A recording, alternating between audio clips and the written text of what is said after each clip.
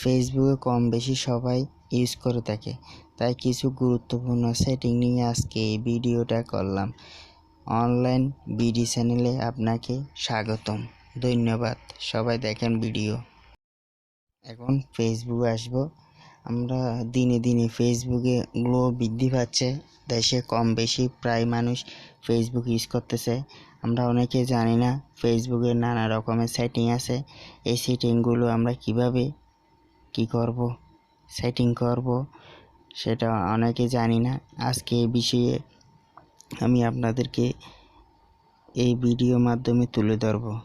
তার আগে বলে দিই, আমাদের এই ছোট ফ্যামিলি ভিডিও যদি আপনাদের ভালো লাগে থাকে তাহলে একটা লাইক করবেন, একটা শেয়ার করবেন, আর নেক্সট ভিডিও কীরকম ভিডিও দেব আপনাদেরকে তা কমেন্টে জানাবেন।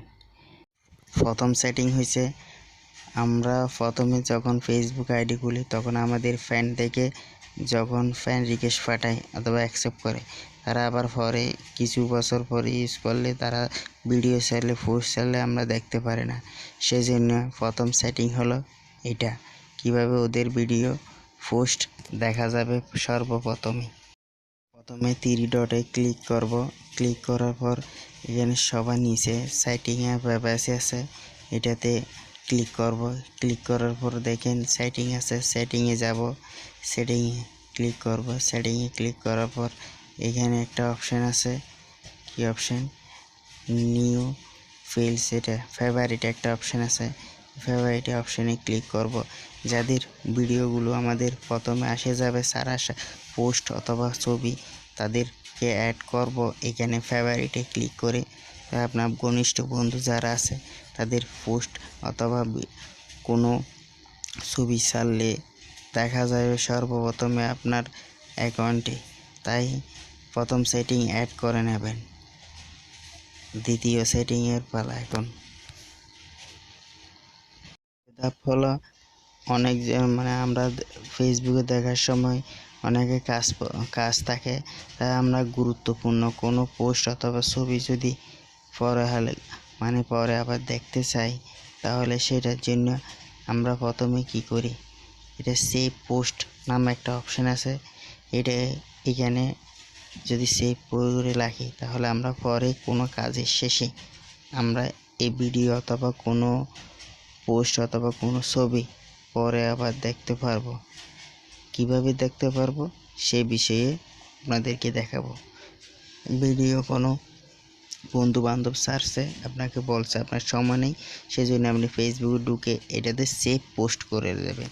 কিভাবে দেখেন, কেউ যদি কোনো পোস্ট অথবা ছবি ছাড়ে তাহলে 3 ডট মেনুতে দেখবেন সেভ পোস্ট একটা অপশান আছে, এতে সেভ করে রাখবেন। পরে আপনারা যদি সময় পান তাহলে দেখতে পারবেন। সেটা দেখবেন কিভাবে, 3 ডট মেনুতে ক্লিক করবেন।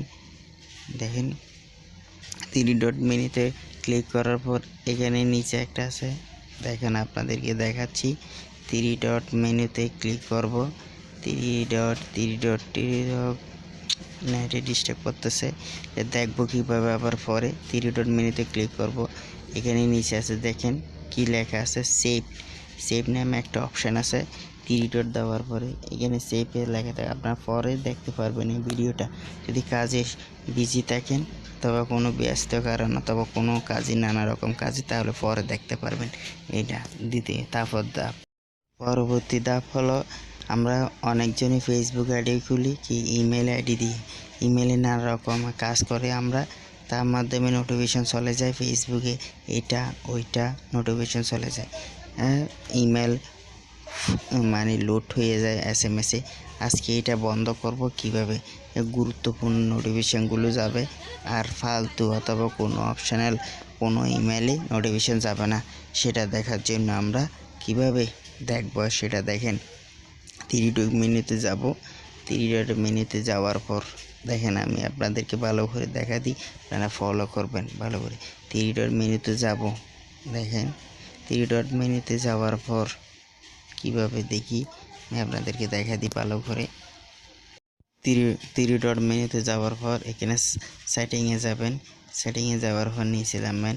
এখানে একটা নোটিফিকেশন নামে একটা অপশান থাকে, সবাই থাকবেন নোটিফিকেশন নামে। এখানে নিচে নামে ইমেল নামে একটা অপশান আছে, সবার নিচে আস্তে আস্তে নিচে এই ইমেল অন সাজেকশন একটা অপশান আছে, এটাতে ঢুকবেন। এখানে ইমেল ফিজেক্সট উপরে সবার উপরে লেখা আছে ইমেল ফিজেক্সট।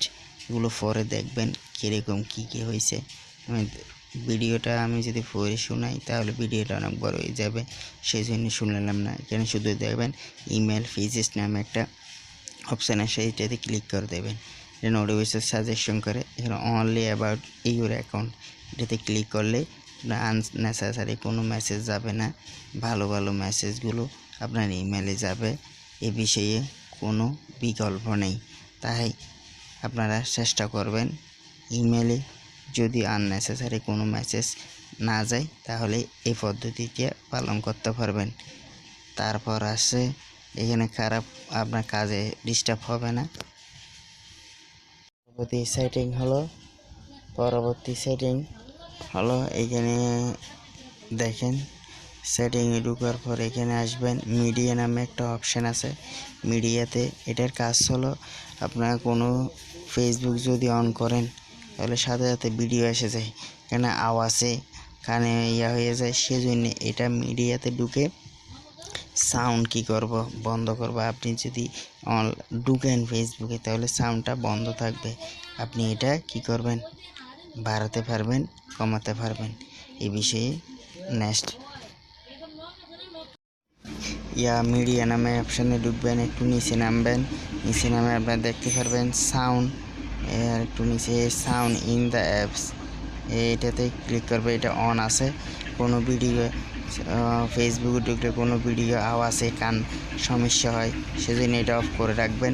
যখন আপনারা দেখবেন কোনো ভিডিও, সেটার জন্য আপনারা সাউন্ড বাড়া দিতে পারবেন।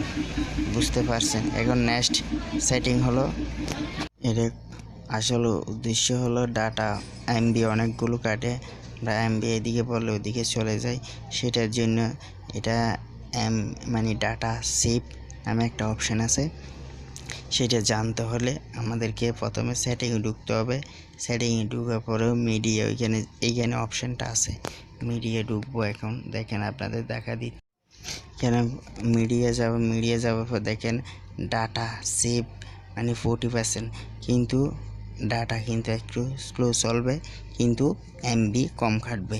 এটার জন্য টিক চিহ্ন নেই, এখানে টিক চিহ্ন যদি দিয়ে দেন তাহলে এটা এমবি কম টানবে আপনাদের, কিন্তু ভিডিও যেগুলো দেখবেন এটাগুলো স্লো টানবে, স্লো চলবে, আর এমবিও সেভ হবে।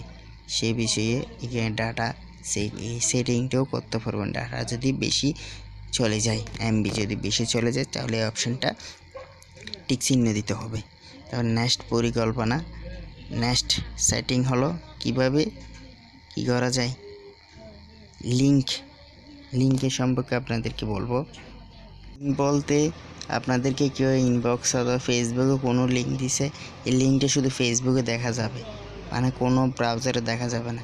সেই বিষয়ে মানে কোনো ব্রাউজারে দেখতে পারবেন, এই বিষয়ে সেটিং দেখাবো আপনাদেরকে।